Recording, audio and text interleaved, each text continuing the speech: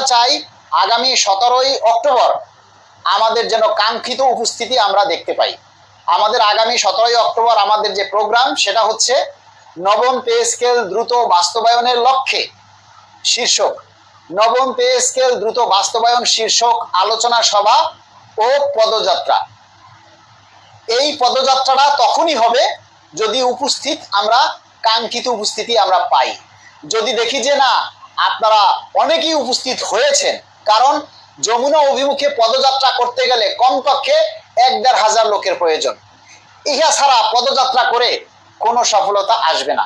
আমরা ২-৪-৫০ জন ১০০ জন মানুষ যমুনা অভিমুখে পদযাত্রা করলে কোনো লাভ হবে না। তাই এই আন্দোলনে এই কর্মসূচি সফল করার জন্য আপনারা স্বতঃস্ফূর্তভাবে সবাই এই কর্মসূচিতে অংশগ্রহণ করবেন। কারণ ঢাকা শহরে যারা অবস্থান করছেন, বিশেষ করে ঢাকা শহরে যারা অবস্থান করছেন তাদের সবাইকে বলবো, আপনারা যারা এই প্রোগ্রামের তারিখ আপনাদের সামনে যাবে, যারা এই প্রোগ্রামটা সম্পর্কে আপনারা জানবেন, তারা সবাই উপস্থিত থাকবেন। যদি আপনারা উপস্থিত না থাকেন তাহলে এর দায়ভার বা এই ব্যর্থতার দায়ভার আপনাদেরকেই ভোগ করতে হবে। কারণ বারবার আমরা আপনাদের সাথে জন্য প্রোগ্রাম দিব, বারবার আপনাদের জন্য আমরা কষ্ট করব, আর আপনারা ঘরে বসে চুপ করে থাকবেন, তাহলে তো আর কাঙ্ক্ষিত দাবি আর কোনোদিনই আদায় হবে না।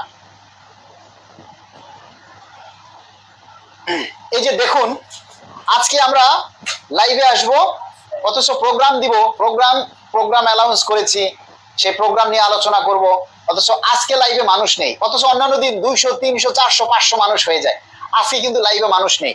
মাত্র এই যে দেখা যাচ্ছে যে 130 জন লাইভে আছেন, আপনারা মাত্র 130 জন লাইভে আছেন। মানে মানুষের যে চরিত্র, এটা যে কিভাবে কি মারাত্মক, এটা আসলে বোঝানো যায় না। কারণ আমরা যখনই আপনাদের জন্য আমরা প্রোগ্রাম থ্রো করেছি, যখনই আমরা প্রোগ্রাম অ্যারেঞ্জ করেছি, তখনই আপনাদের সাড়াটা আমরা পাইনি।